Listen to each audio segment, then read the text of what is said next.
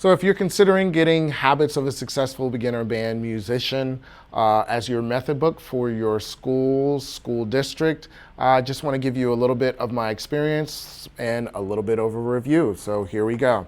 Let's talk about the pluses. First, I don't have it up here, but they have excellent tutorial videos. I think even if you don't use this resource, or as this is not your method book, the videos under habits.com resources, it's like right here. It is excellent. Great how to take care of your instrument, how to get a good sound, first sounds, and then the demo videos. There are professionals playing each recording, both audio tracks and video tracks of doing it. They have great accompaniment tracks. That is excellent as well. The book has a great look as well. Can't knock that.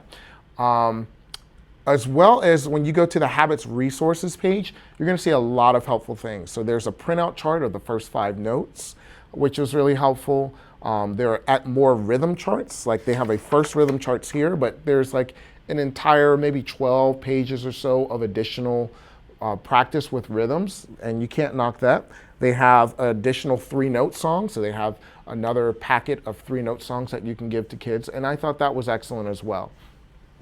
I also really enjoy the fact, let me find it here, like for trumpet, they're saying here's what you need to do in order to make a good sound on the instrument and get both our concert B flat and our concert F playing. I thought that was excellent because a lot of times they don't necessarily talk about the mouthpiece if that's the way that you like to think about making a sound on the instrument. There are different philosophies on trumpet, of course. I also appreciated, this is the trumpet version, but the French horn and oboe book. I'm used to having sound innovations, and sound innovations, if you're trying to teach the notes that are not with the rest of the band, they have to go all the way to the back of the book. And for oboe and French horn, it was like one side is a unison page and the other side was the band page, or yeah, one side was like horns and fifths, and then the other side was the unison part. So you had an option, and that was in the front of the book, so that's just something nice to have in there.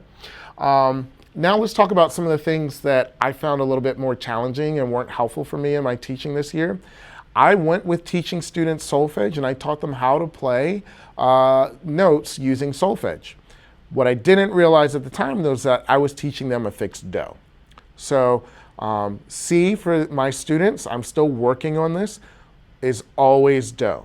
It's not C anymore. So by the time we get to something like the Good King, which is Good King Wenceslas, they're still audiating and singing C as do rather than F as do. And with the notation, I thought that they could have actually added a B flat to talk about, you know, this being in the key of F major for trumpets, but right now it's in F Lydian, which you could have a accompaniment that demonstrates F Lydian, and that would be awesome. I would love that, but it's still playing in an F major. So there are 2 types of method books in my opinion. There are melody books, books that work on teaching music through melodies, and then there are mastery books, books in which you use them to actually test if the students understand the technique or concept that you're going over. This is a mastery book. So I would recommend, and what I'll be doing next year is this will be my mastery like test book. Okay guys, we've talked about lip slurs. We've played lots of lip slurs. We've seen what lip slurs looks like. So now you're gonna be tested on number 20 or number 21. And that's how I would use this book, as a mastery book, as an assessment book, but I would have to supplement with lots of melodies. So there you go. Happy teaching.